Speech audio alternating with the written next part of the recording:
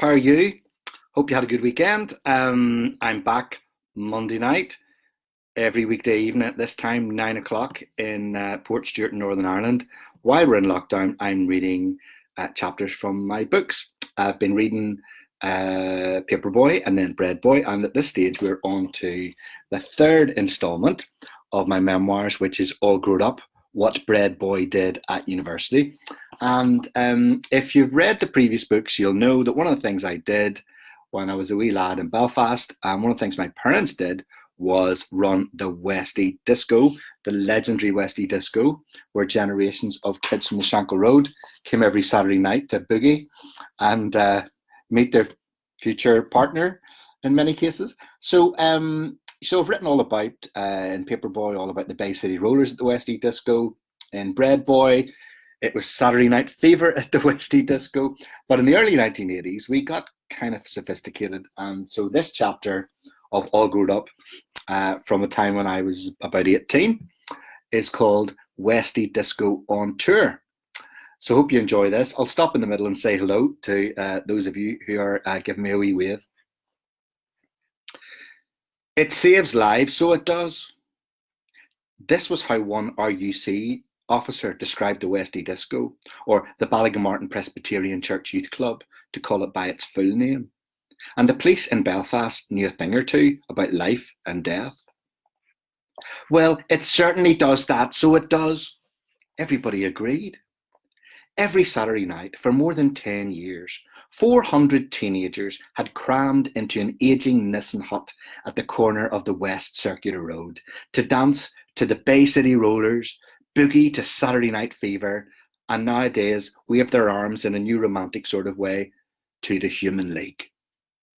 The police had begged the church to keep the Westie open all year round, to keep the kids of the Upper Shankill off the streets and safe from riots, shootings, and paramilitary recruiting sergeants. But the youth club leaders needed a wee break during the summer, and there was far too many other distractions in July and August. Our side built bonfires and paraded on the 12th of July, and the other side banged bin lids and marched on the anniversary of internment. Both sides got lost a wee bit there. Both sides supplemented the political and cultural celebrations with summer riots, when we hurled projectiles at our neighbours across the peace walls. And we called them various categories of bastards. It wasn't a proper summer in Belfast without a riot. Once you felt the warmth of the summer sun on your face, you knew it was time once again to go out in your figure, get your nose burnt, and hate the other side even more passionately than usual. In a Belfast heatwave, plastic bottles filled with suntan oil were often accompanied by glass milk bottles filled with petrol. Summer on the peace line was just like the battle between the Rebel Alliance and the Empire on the forest moon of Endor in Return of the Jedi, but with no cuddly Ewoks. Belfast didn't do cuddly in the summertime. The Westie Disco also held activities on Tuesday nights to complement the disco dancing, snogging, and alcohol smuggling that took place on Saturday nights. While Saturday nights were reserved for dancing to Duran Duran and Michael Jackson, Tuesday evenings included a youth club choir and old-fashioned ballroom dancing lessons like on Come Dancing on BBC Two. On Tuesday evenings, we were given the opportunity to learn first aid, and some people got a chance to do the Duke of Edinburgh. Due to this busy programme during the winter months and the obvious competing activities in July and August, the annual Westie Disco summer holiday had to be instituted. At first, the trips were modest enough to Corrymeela and Edinburgh and London, and they were subsidised by nice Americans and Dutch people who loved peace and wanted to give us a break from war-torn Belfast. But after a few years, the trips became more ambitious, and eventually we had to save up and fundraise to go to Europe, which was east of England. Some of us had never been further afield than the caravan site in Malile before embarking on the adventure of a Westie Disco summer holiday. Some of the members had never been on a plane before, And there was a big difference between a Shankill Black taxi and a jet plane. First, we went to Ostend in Belgium, where we spent a week on a beach with sand and Ambre Solaire and in Uncle Willie's bistro, significantly reducing the Belgian beer supply. My cousin Mark and I went to disco bars and I danced to chic and got lost in music. I couldn't get a Belgian girl, but I got to sample some Belgian chocolates and chips with mayonnaise and snails and garlic instead. The snails tasted like rubbery whelks, but at least I didn't book them back up. Everyone thought Belgium was brilliant, or nearly everyone. Belgium's bollocks, said Philip Ferris. The following year, we travelled to Jersey with the cows and the castles, where you could pick as many strawberries as you wanted for £1. We spent a week on a beach with sand and Ambre Solaire, and I got tickets for an Elvis Costello concert, and he sang Oliver's Army, and it was class. I had a big row with my father in St Helier when I accused him of slabbering because he was drinking too much, and he gave me a good hiding, and I huffed the whole way through the wartime tunnels of the German underground hospital. The most ambitious and memorable trip so far, though, had been the previous year's trip to Romania, behind the Iron Curtain. I'll tell you more about that in a wee minute, but I'll stop and just say hello. So who's with us this evening? Hi, Jim Poole. Good to have you along, as usual. And Evelyn Brown. Hi, Evelyn. Happy June, says Norma Harrison. Yeah, new month. Hope you're doing well there, Norma. Hello, Angela and Keith Montgomery. Never miss. Great to have you along, as usual. Hi, Norma Fleming. Marlene Williamson. Hi, Tony. Missed you on Friday night, but all caught up now. All caught up, but all grown up. That's good news, Marlene. Hi, Betty O'Riordan. Another regular. Another beautiful day here. Yes, Anne Kirk. Beautiful day in Northern Ireland. Hi, Neve Sahafian and Donna Hunter. Hello, Francis McGrath. Good to have you along. Hi, Brendan Toll. Hope you're doing well. And Michael McKinley Sr. Hope you're doing well there too. Catherine Stevenson. Hi, Tony. First time I've managed to make live reading. Haven't listened to every episode. Really enjoyed the third book in the trilogy and yours and Leslie's Curtain Tales. Oh, well, there's more to come this week on that, Catherine. I can promise you. I'm not sure what chapter it is, but it's coming up soon. My first visit to my future in-laws' house. Anyway, meanwhile, back at the Westie Disco in Belfast, we're going on tour, and our biggest and most memorable trip so far had been the previous year's trip to Romania, behind the Iron Curtain. When Irene Maxwell heard that we were going to Mamaia, she got very excited because she thought we were going to Sweden to meet ABBA. I had to explain that there was no such place as Mamma Mia, although I had to admit sharing her disappointment. When it was announced that we would be going to Romania, some people were very unsure if it was safe to go to a country with soldiers everywhere. But my father explained that it would be just like Belfast, but with more sunshine, earthquakes, and communists. This did not reassure everybody, and a few of the regulars stayed behind in the relatively less totalitarian environment of West Belfast. We spent a week on the Black Sea coast in Mamaia on a beach with sand and Ambre Solaire, and I had to go at water skiing, and I bought a wooden chess set carved by peasants for practically nothing. However, Mamaia was very different to our previous holiday destinations. The tourist hotels were in a compound surrounded by a fence and guarded by policemen with guns. One night, towards the end of the week, I was not allowed to enter the compound. My overuse of Ambre Solaire coconut oil and many hours of sunbathing had darkened my skin to the extent that I must have appeared local. And the police assumed I was trying to sneak into the tourist hotel to ask someone to sell me a pair of Western jeans, which was strictly forbidden. The police spoke to me sternly in Romanian, and I replied as best I could with a "no comprende." After a few tense moments, the police officers noticed that my big brother and cousin Mark had collapsed in fits of laughter at the prospect of my impending arrest and imprisonment in a communist state. In the end, they smiled as if I was a pitiful child and let me go. I decided all the offers from the locals to buy my jeans. I declined all of the offers from the locals to buy my jeans, but I smuggled an extra Bible into this atheistic country and gave it to my roommate with a wee tip and a smile. If the police that had almost arrested me were to find out about my illegal Bible smuggling, I was certain I would be jailed for years for my faith, like St. Paul and thousands of Christians in Russia and China. Romania was a very strange country. We could only buy proper Coca-Cola and Mars bars with dollars in dollar shops, and although these stores sold some Western goods, there was no sign of any Taro cheese and onion crisps anywhere, and this caused a degree of cold turkey to set in amongst the members of the Westie Disco. None of us had survived this long without a packet of Taro cheese and onion before, and it made us all feel homesick. Irene Maxwell was the most homesick of all. Irene had an unfortunate Belfast habit of referring to anyone whose name she had forgotten as Thingy. This habit became much worse when she travelled abroad because anyone whose name she couldn't pronounce ended up also being called Thingy. One night in a bar with real live palm trees beside the lagoon, Irene and Heather Mateer went on the prowl for Romanian boyfriends, but they soon fell out after they both attempted to seduce the same fella. Like, what's your problem, wee girl? Asked Heather. Sure, the one with the friggin' turn in his eye was yours. I wanted Thingy, complained Irene. Thingy was yours. Irene's affliction only got worse when she'd been drinking vodka and coke, which she did a lot when we were abroad and her mummy couldn't smell her breath. At times, Irene could give up on whole sentences and just say, Thing? Like, it's not my fault if you can't even say his fucking name, so it's not, snapped Heather Mateer. Heather had a beautiful way with words. But Thingy was a bloke, complained Irene.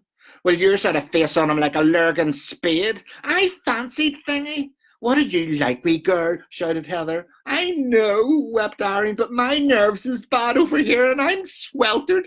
And them bloody mosquitoes is eating me alive and I miss my mommy and all. And you know, like thing. We went on a bus tour to Transylvania to see Dracula's castle. But Christopher Lee wasn't there. And the only blood-sucking I encountered was the love bites my big brother gave his girlfriend in the backseat of the bus on the way home. Once again, I had no success whatsoever in securing a foreign girlfriend, not even a vampiric one. The only Romanian women allowed into the tourist compound were big round grannies who worked very hard all day long. I learned that there was almost full employment in Romania, which was the opposite of Belfast, where there was hardly any employment. This was real live communism in action. Everyone had a job, and they didn't even attempt to build a DeLorean motor car factory. So all of the grannies worked very hard, sweeping the streets, cleaning the toilets, and carrying wood and rubbish. I bought a very cheap transistor radio in one of the Romanian shops and tried to find a radio station that played ABBA and Blondie. This proved to be very difficult as the local radio station played only marching band music and the DJ kept saying how wonderful our great leader and president Nicolae Ceausescu was. It was like downtown radio only playing flute bands all day long while Big T repeatedly say how great the Queen was. There was no proper news on this radio station, apart from updates on all the things our great leader and president Nicolae Ceausescu was doing every day. It was the most boring radio programme I had ever heard in my life. It was even worse than the Archers on Radio 4, where English farmers talked about the weather and sheep. No wonder all the hard-working grannies looked so sad if this was all they had to listen to after a long day's work. I was certain it would have cheered everyone up if the great leader and president Nicolae Ceausescu had broadcast Big T's Country and Western show on Mamaya Radio for just one night. I was convinced that all those Romanian grannies would love Philomena Begley singing Blanket on the Ground. One unforgettable day, my cousin Mark and I went to a fairground. During a ride in the Big Dipper, I noticed that the rails were making a very strange metallic cracking noise as the cars reached the top of the ride. 10 minutes later, everyone was screaming as one of the cars broke free of the Big Dipper, flew backwards at great speed, and landed in the crowd below. The car landed upside down, and the crowd rushed over to see if the people inside were all right. They turned the crashed car over, and there were 6 Romanian lads around my age inside, and they were all unconscious. I thought they were probably dead, and I vowed never to go on a Big Dipper again. Later that night, when I got back to the hotel room, I turned on the radio to hear how the injured teenagers at the fairground were doing. If this had been downtown radio, there would have been an update from the Royal Victoria Hospital every half hour. But the news on Radio Mamaia simply reported that our great leader and president, Nicolae Ceausescu, had visited Mamaia that day, and that everyone loved him and how great he was for the people of Romania. It sounded like Nicolae Ceausescu was going to be the president of Romania forever, and no one cared if 6 teenagers were killed in a fairground accident. Romania was a beautiful place, and the people we met were kind and friendly. But I sensed there was something not quite right about this country that was probably related to politicians and violence and power. Even though it was the strangest place I'd ever encountered, there was something very familiar about Romania. "I don't know," Irene Maxwell said in Constanta Airport on our final day. "They're all dead on here in Mamma Mia, so they are, but it's just dead sort of, thing." Even though I was at university now and very rarely made it to the Westie Disco on a Saturday night anymore, I still signed up for the summer holiday. Actually, I had no choice. As my parents ran the Westie Disco, the trip also served as our annual family holiday. As a result, my wee brother became our mascot on our trips around Europe. He was 10 years younger than everyone else and was spoilt rotten with sweets and ice cream as we travelled across the continent of Europe. The trips were exclusive, members-only events, so the lovely Leslie would not be allowed to accompany me, though she never expressed any desire to do so. According to Growing into Love by Joyce Huggett, I had to be faithful to Leslie while I was abroad. I had to practice fidelity like Bobby Ewing with Pammy, and not yield to temptation and betray Leslie like JR did with Sue Ellen. Given my previous difficulties in securing a holiday girlfriend, apart from Maria, a beautiful Italian girl I met in London during the summer of Greece, I doubted that I would be presented with any opportunities for infidelity. But I had never been to Torremolinos before. When Uncle Henry announced that the summer trip this year would be to Spain, everyone in the Westie Disco got very excited and began singing, "Oh, this year I'm off to sunny Spain, y viva España." "Spain's class," cried Irene Maxwell. "It's dead sunny all the time, and you can get fish and chips in a lovely town and all." "Well, they're Ballocks at football," interrupted Philip Ferris. "Sure, we beat them in the World Cup." This was followed by several choruses of 1-0, 1-0, 1-0, 1-0. "All the wee girls in Spain sunbathe topless with their ditties out," gushed a wide-eyed Sammy Reeves, clutching his crotch inappropriately. There was no doubt that this was going to be a special holiday. It was the first time the Westie Disco summer holiday would be to a destination that you could book with Joe Walsh Tours. "Join the JWT set," sang Irene, mimicking the advert from downtown radio. "'Tis in the sunshine," chimed Heather Mateer on backing vocals. When we landed in Spain, it was hotter than beside the Boney on the 11th night in Malile in a heatwave. There were hundreds of blocks of flats beside the sea, as tall as Divis flats, but with more balconies and fewer British Army installations on the roof. In Spain, flats were called apartments, and hardly anybody vandalised the lifts or pissed on the stairwells. It seemed that hot weather made living in a flat a much more pleasant experience. Once we arrived at our resort, the Westie Disco crowd were paired off and assigned our own individual apartments. This was to be the first Westie holiday without bunks. My cousin Mark and I shared an apartment with a bath, a shower, a balcony, and a cockroach. We couldn't wait to go to explore the history and culture of Spain. So as soon as we arrived, we unpacked our bags and went down to sit beside the swimming pool in the sunshine. Luckily for Mark, he was accompanied by a fluent Spanish speaker. I had got a B in my Spanish O level, so communication would be no problem for me. Buenos dias, I said to the barman at the pool. ¿Qué tal? I could tell Mark was impressed. Yeah, all right, mate, replied the barman. What are you having? The barman was from Liverpool.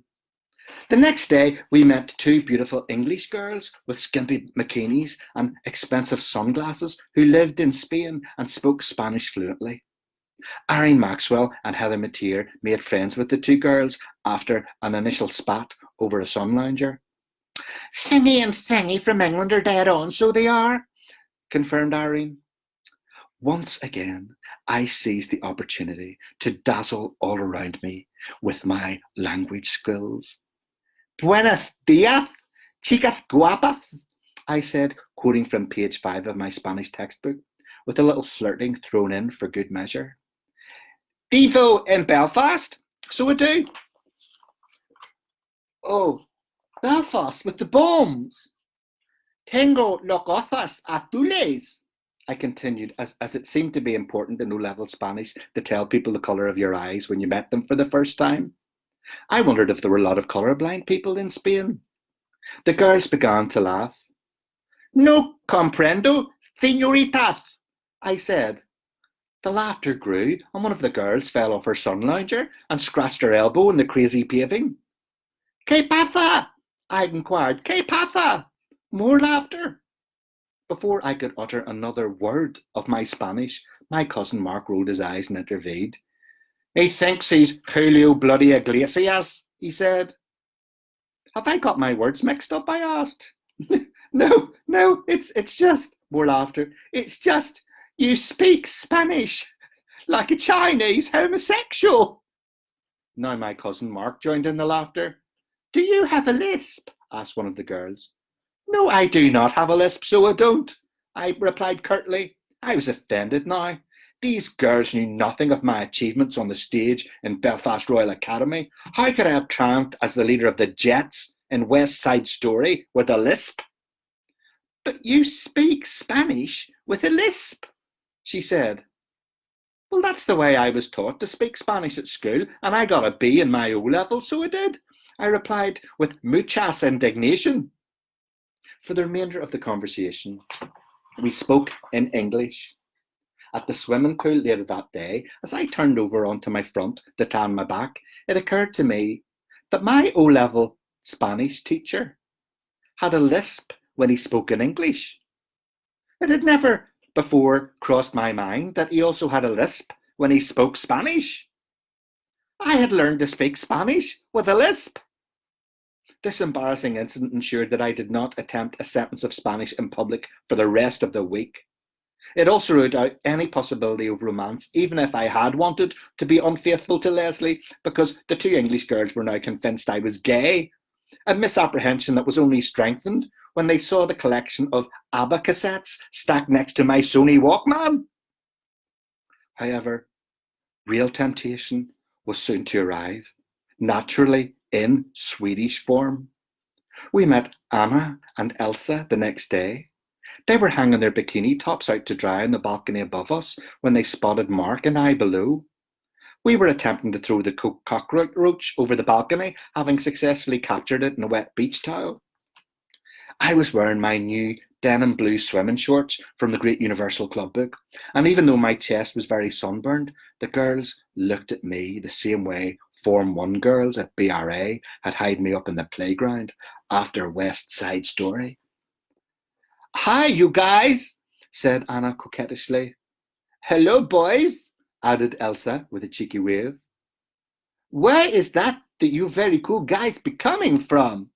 Asked Anna, rubbing her thighs together excitedly. I couldn't believe it. Gorgeous girls with bikinis and thighs from another country thought I was a very cool guy. We're from Northern Ireland, so we are, said Mark, trying to keep his tongue inside his mouth. Belfast, I explained. "Oh, Belfast! Boom, boom, boom!" said Anna. We all laughed knowingly at our international reputation for explosions. "And where are you from?" I asked. "We are from Sweden," Elsa replied. I knew it. They had Swedish written all over their beautiful tan bodies. Anna was blonde like Agnetha, and Elsa was dark like Frida. We had been blessed with half of ABBA in bikinis living directly above us. This was too good to be true, and it was going to put my faithfulness to Leslie to the test. "Can we be coming down and visiting with you guys?" asked Anna. "Aye, dead on," I replied. "Do you mean yes?" she asked. "Aye, as sure as your living would do," I answered. "You speak like a crazy English," Anna said, shaking her head, and the girls disappeared back into their apartment. "Demons is dying for it," said Mark excitedly. Within a few minutes, the two Swedish beauties were knocking at the door of our apartment. Mark ran to let them in, tripping over his plastic flip-flops in his excitement. Anna and Elsa entered the room, like Agnetha and Frida entering the stage at Wembley Arena. And both girls sat down on my bed. Yes, on my bed. I had barely met these two gorgeous Swedes, and already they were sitting beside me in the flesh on my bed. It was unbelievable. We started to chat. "Do the British invaders try to be killing you all in Belfast?" asked Anna. "Well, it's not really like that, so it's not," I replied. "Have you ever met ABBA doing their groceries?" "Do you like sex?" asked Elsa. This was a rather more direct question than we were used to. In Belfast, the equivalent would have been, "Here, wee lad, do you fancy a lumber up the entry?" But only a minger would be quite so direct. I was too shocked to answer. The truth was that I liked sex with Bo Derek in the sand dunes in Port Stewart quite regularly, but that was just in my head. "Enough talking," Anna announced, removing her bra from beneath her see-through t-shirt. I could now see her real, live Swedish breasts right in front of me and on my bed. The two girls stared at Mark and I as if they were expecting us to do something very important. Anna licked her lips, and I wondered if they were chapped with the son-in-law. "Okay, sure, we'll chat again tomorrow at the pool," I said, innocently. The two girls appeared a little confused. They spoke to one another in Swedish, rolled their eyes and giggled. "Are you having a girlfriend at home?" asked Elsa. "Yes, I do. I'm going out with Leslie from up the country," I replied. The girls looked at each other knowingly and got up to leave. Anna deliberately brushed her breast against my arm, and I felt a distinct stirring in the region of my Jimmy Joe. I had to think very hard about Mrs. Thatcher for a few moments to suppress it. This usually worked very well. "If you don't want to do it all, I can do it for you with my hand," Elsa offered. "Do what?" I asked stupidly. Mark hit a serious reddener and was now crossing his legs. "No, sure, you're all right. We'll see you again tomorrow." Within a few minutes, the beauty, the perfume, the thighs and the breasts and the sexual tension had departed our apartment. "Demons were dying for it," cried Mark as soon as the door was shut. "Stop your codding me," I replied. "They were not, were they? She even offered to give you, a wee footer with her hand," he explained. "No way. Sure, they only met us." "Yes, I'm telling you, them two were dying for it. But they don't look like mingers. They're both gorgeous." It seemed that my complete lack of sexual experience had blocked an attempted seduction by Swedish temptresses. This was fortunate for me because Joyce Huggett did not mention such a scenario of great temptation and sin anywhere in Growing into Love. My cousin Mark was not quite as innocent as me, but he clearly didn't know what to do either.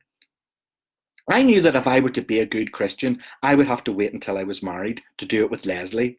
But if I were to be faithful, I would have to resist these promiscuous advances for the rest of the week. It wasn't fair. After years of not so much as a summer holiday snog, two Swedish vixens in bikinis had been sitting on my bed, and I didn't even know what to do. Most fellas of my age would have managed to get at least one of the girls pregnant by now. I spent the rest of the week on a beach with sand and ombre solaire, avoiding the advances of my own personal Agnetha, even though she touched my thigh ever higher on every subsequent encounter.